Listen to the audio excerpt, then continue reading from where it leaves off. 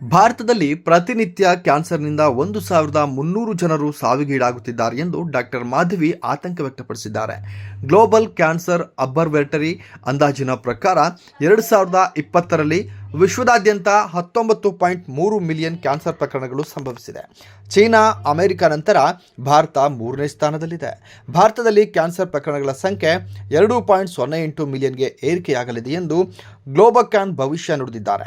2020ರಿಂದ 40ರಲ್ಲಿ 57.5% ಏರಿಕೆಯಾಗಲಿದೆ ಎಂದು Bharat hospital institute of ಆಂಕಾಲಜಿಯ ಹಿರಿಯ ವಿಕಿರಣ ಆಂಕಾಲಜಿಸ್ಟ್ ಮತ್ತು ವೈದ್ಯಕೀಯ ಸೂಪರಿಂಟೆಂಡೆಂಟ್ ಡಾಕ್ಟರ್ ಮಾಧವಿ ಹೇಳಿದ್ದಾರೆ. ವಿಶ್ವ ಕ್ಯಾನ್ಸರ್ ದಿನದ ಅಂಗವಾಗಿ ಭಾರತ್ ಕ್ಯಾನ್ಸರ್ ಆಸ್ಪತ್ರೆಯ ಹೋಪ್ ಥಾನ್ ನಡೆಸುತ್ತಿದ್ದು, ಫೆಬ್ರವರಿ 4ರಂದು ಬೆಳಗ್ಗೆ 6:30ಕ್ಕೆ ಕೋಟೆ ಆಂಜನೇಯ ಸ್ವಾಮಿ ದೇವಸ್ಥಾನದಲ್ಲಿ ರಾಜವಂಶಸ್ಥ ಯದುವೀರ್ ಕೃಷ್ಣದತ್ತ ಚಾಮರಾಜ ಒಡೆಯರ್ ಮತ್ತು ಸಿನಿ ನಟ ಧ್ರುವ ಸರ್ಜಾ ಅವರು ಧ್ವಜಾರೋಹಣ ನೆರವೇರಿಸಲಿದ್ದು, ಕಾರ್ಯಕ್ರಮಕ್ಕೆ ಚಾಲನೆ ನೀಡಲಿದ್ದಾರೆ ಎಂದು ಮಾಹಿತಿ ಕೊಟ್ಟಿದ್ದಾರೆ. ಸುದ್ದಿಗೋಷ್ಠಿಯಲ್ಲಿ doctor DS Ajay, doctor Rakshit Sringeri, doctor Abhilash, doctor Vijay, doctor Srinivas ಉಪಸ್ಥಿತರಿದ್ದರು. ಮ್ಯಾಮೋಗ್ರಫಿ ಇದು ಎಲ್ಲ ಆ ರೀತಿ ಪಾಪ್ಯುಲೇಷನ್ ಬೇಸ್ಡ್ ಸ್ಕ್ರೀನಿಂಗ್ ಪ್ರೋಗ್ರಾಮ್ಸ್ ಗೌರ್ಮೆಂಟಿಂದ ಬಂದಿಲ್ಲ. ನಾವೇ ಮಾಡ್ತಾ ಇದ್ದೀವಿ, ತಿಳುವಳಿಕೆ ತೊಗೊಂಡು ಬರ್ತಾ ಇದ್ದಾರೆ ಜನ. ಬಟ್ ಆ ರೀತಿ ಮಾಡೋವರೆಗೆ ಆ ಲೆವೆಲ್ ಆಫ್ ಅವೇರ್ನೆಸ್ ಬರೋದು ಕಷ್ಟ. It will take time.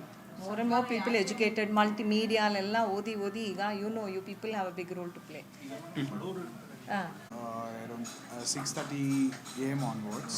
So just we want to introduce everyone. Like Dr. Madhavi, she is a senior most consultant, and he is Dr. Abhilash, so medical oncologist, and Dr. Rakshit, surgical oncologist.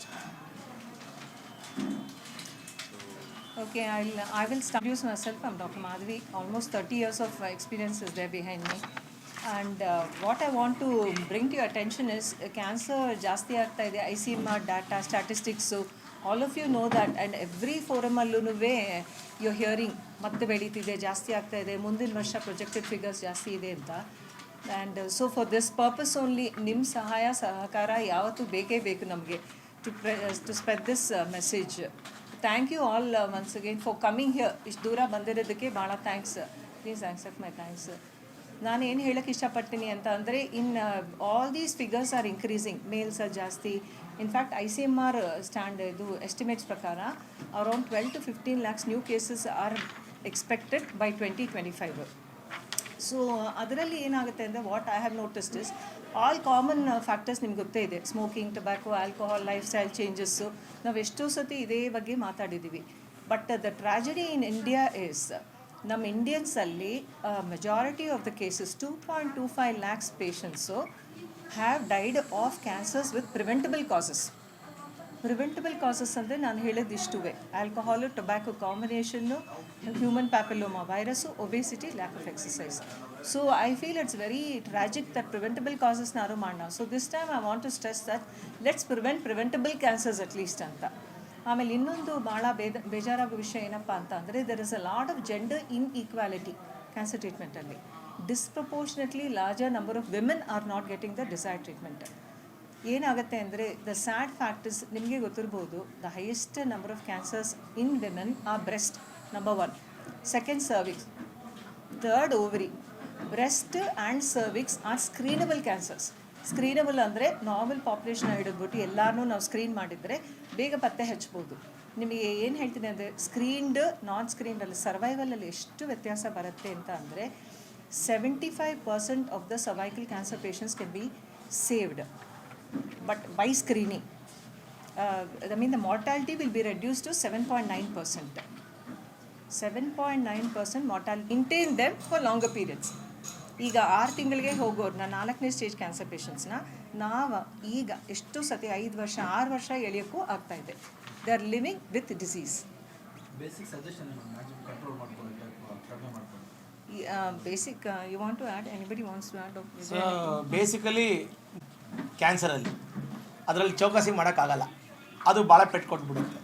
So ಏನು ಅಂತಂದರೆ, symptoms ಬಂದರೆ ಅದ್ರ ಬಗ್ಗೆ neglect ಮಾಡೋಂಗಿಲ್ಲ. ನಾವು ಫಾಲೋಅಪಿಗೆ ಕೇಳಿದಾಗ ಕರೆಕ್ಟಾಗಿ timely ಫಾಲೋಅಪಿಗೆ ಬರಬೇಕು.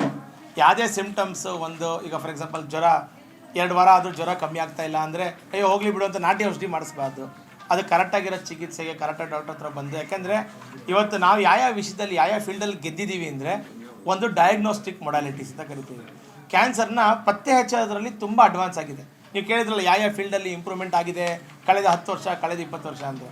ಸೊ ಫಾರ್ ಎಕ್ಸಾಂಪಲ್ ನಮ್ಮ ಹಾಸ್ಪಿಟಲ್ ಇವಾಗ ಡಿಜಿಟಲ್ ಮ್ಯಾಮೋಗ್ರಾಮ್ ಅಂತ ಕರಿತೀವಿ, ಅಥವಾ ಒಂದು ಪೆಟ್ ಸ್ಕ್ಯಾನ್ ಅಂತ ಕರಿತೀವಿ, ಅಥವಾ ಇವಾಗ ರೇಡಿಯೇಷನ್ ಮಷೀನಲ್ಲಿ ಅಡ್ವಾನ್ಸ್ ರೇಡಿಯೇಷನ್ ಬಂದಿದೆ. ಸೊ ಡಯಾಗ್ನೋಸ್ಟಿಕ್ ಮೊಡಾಲಿಟೀಸಲ್ಲಿ ತುಂಬ ಉನ್ನತ ಮಟ್ಟಕ್ಕೆ ಬಂದಿದ್ದೀವಿ, ತುಂಬ ಸೈನ್ಸ್ ಇವಾಲ್ವ್ ಆಗಿದೆ.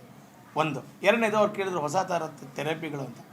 ಮೇಡಮ್ ಆಲ್ರೆಡಿ ಹೇಳಿದ್ರು, ಒಬ್ಬ ಪೇಷಂಟು 6 ತಿಂಗಳಿಗೆ ಸಾಯೋ ಬದಲು ಇವಾಗ ಅವ್ರನ್ನ 3 ವರ್ಷ 4 ವರ್ಷ with good quality of life, ಅವನು ಪೇಷಂಟು ಊಟ ಮಾಡೋದು ಇಂಡಿಪೆಂಡೆಂಟಾಗಿ, ಸ್ನಾನಕ್ಕೆ ಹೋಗೋದು ಇಂಡಿಪೆಂಡೆಂಟಾಗಿ, ಬಾತ್ರೂಮ್ಗೆ ಹೋಗೋದು, ಇಲ್ಲಾಂದರೆ ಆ ಪೇಷಂಟ್ 6 ತಿಂಗಳಿಗೆ ಹೋಗ್ಬಿಡ್ತಿದ್ದೆ. ಹಿಂದೆ ಇದ್ದಿದ್ದು 10 years ಡಿಫ್ರೆನ್ಸ್ ನಾನು ಹೇಳ್ತಾ ಇದ್ದೀನಿ. ಇವತ್ತಿನ ಮಟ್ಟದಲ್ಲಿ ಯಾವ ಥರ ಟ್ರೀಟ್ಮೆಂಟಿಗೆ ನಾವು ಬಂದಿದ್ದೀವಿ ಅಂದರೆ, ಒಬ್ಬ ಪೇಷಂಟ್ ಸ್ಟೇಜ್ 4 ಕ್ಯಾನ್ಸರು 6 months ಉಳಿಯೋ ಬದಲು 4 years 5 years 6 years 7 years with good quality of life with normal life lead ಮಾಡೋಂಥ ಒಂದು ಸಂದರ್ಭನ ಸೃಷ್ಟಿಸಿದೆ ಈ ಆಂಕಾಲಜಿಯಲ್ಲಿ. ಯಾಕೆಂದರೆ that is because of toxicity ಇಲ್ದಿರೋಂಥ ಥೆರಪಿಗಳು, ಸೈಡ್ ಎಫೆಕ್ಟ್ಸ್ ಕಮ್ಮಿ ಇರೋಂಥ ಥೆರಪಿಗಳು. ಮೊದಲು ಬರೀ 10-12 ಇಂಜೆಕ್ಷನ್ ಥೆರಪಿ ಅಷ್ಟೇ ಇತ್ತು ಮೆಡಿಕಲ್ ಆಂಕಾಲಜಿಯಲ್ಲಿ. ತಿರ್ಗಾಮುರ್ಗ ಅದನ್ನೇ ಕೊಡಬೇಕಾಗ್ತಿತ್ತು. ಇವಾಗ ಏನು ಅಂದರೆ ಪ್ರತಿ ತಿಂಗಳು ಒಂದು ಹೊಸ ಥೆರಪಿ ಬರುತ್ತೆ. ಆದರೂ ಹೊಸ ಥೆರಪಿದು ಉದ್ದೇಶ ಏನಪ್ಪ ಅಂದರೆ ಸೈಡ್ ಎಫೆಕ್ಟ್ಸ್ ಕಮ್ಮಿ ಮಾಡೋಂಥದ್ದು. ಮೊದಲು ಥೆರಪಿಗಳು ಏನಿತ್ತು, ಟಾಕ್ಸಿಸಿಟಿ ತುಂಬ ಜಾಸ್ತಿ ಇರೋದು. ಇವಾಗ ಹೊಸ ಥೆರಪಿಗಳಲ್ಲಿ toxicity is the main focus. ಯಾಕೆಂದರೆ ಯಾರಿಗೂ ಸಫರ್ ಮಾಡೋಕ್ಕೆ ಇಷ್ಟ ಇಲ್ಲ. ಸಿಕ್ಕಾಪಟ್ಟೆ ವಾಮಿಟಿಂಗ್ ಆಗೋದು, ಬಾಯಿ ಹುಣ್ಣಾಗೋದು, ತಲೆ ಕೂದಲು ಉದುರೋದು, ಇದೆಲ್ಲ ಟಾಕ್ಸಿಸಿಟಿ ಆಫ್ ದ ಕೀಮೊಥೆರಪಿ. ಈಗ ನಾವು ನಾವೆಲ್ ಥೆರಪೀಸ್ ಅಂತ ಏನು ಹೇಳ್ತೀವಿ, ಇಲ್ಲ ಟಾರ್ಗೆಟೆಡ್ ಥೆರಪೀಸ್ ಅಂತ ಏನು ಹೇಳ್ತೀವಿ, ಇದ್ರ ಸೈಡ್ ಎಫೆಕ್ಟ್ಸ್ ಎಲ್ಲ ಕಮ್ಮಿ ಆಗ್ತಾ ಇದೆ. ಎಫೆಕ್ಟ್ ಸೇಮ್ ಇಟ್ಕೊಂಡು ಸೈಡ್ ಎಫೆಕ್ಟ್ಸ್ ಕಮ್ಮಿ ಆಗೋಂಥ ಥೆರಪಿಗಳಿಗೆ ತುಂಬ ಆದ್ಯತೆಗಳು ಜಾಸ್ತಿ ಇವಾಗ.